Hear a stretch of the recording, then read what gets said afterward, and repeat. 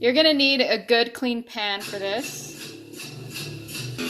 And some of those green onions that you started growing. Some butter, like so. And your eggs with those green onions. You stir. Then we're going to salt and pepper. Like so. Then you stir it. Get your chips out. When your butter looks like this, go ahead and move it around the pan. Yeah, I know that's a lot better, huh? It's okay. I don't need that much. Then you're gonna throw in your egg. And then when it starts looking like this, very quickly, you're just gonna start, well actually, you wanna let it a little bit, yep. So when it starts looking like this, kind of let it kind of sit for a bit.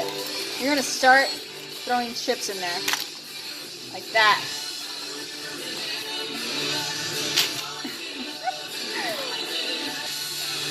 So that's as many chips I like to put in mine. Then you just start stirring it around slowly, letting the egg get into the chips.